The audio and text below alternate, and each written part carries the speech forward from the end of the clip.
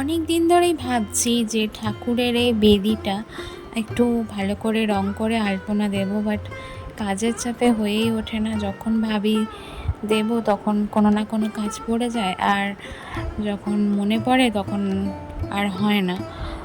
তো অ্যাটলিস্ট বসে পড়েছি, তো ফার্স্টে বেস কালার করে নিচ্ছি। এটা শ্বেত পাথরের করা ছিল, তো লাল রং করে নিয়েছি। এরপরে সাদা দিয়েই আলপনা ভেবেছিলাম যে অন্য কালার কম্বিনেশনে করব, বাট লালের সাথে যে সাদার কম্বিনেশনটা, এটা তো কোনো রঙই বিট করতে পারে না, তো তার জন্য সেই লাল সাদাই করলাম।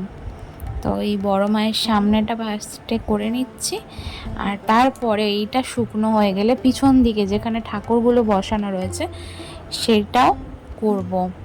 তো দেখতে খুব তাড়াতাড়ি হলেও ভিডিওর জন্য, বাট এগুলো কিন্তু দিতে অনেক টাইম লাগে আমার।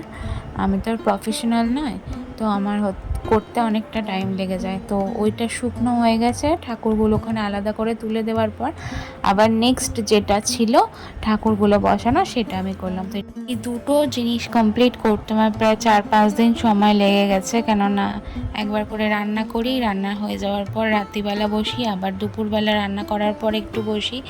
আর একভাবে এইভাবে আঁকতে আমার কিন্তু কোমরে খুব ব্যথা করে, তার জন্য আমি একভাবে বসে কিছু করতে পারি না। তো চলো, কেমন হয়েছে অবশ্যই জানিও এটা। তো আজকের মতো টাটা, দেখা হবে অন্য কোনো ভিডিওতে। কমেন্ট করতে কিন্তু একদমই ভুলো না।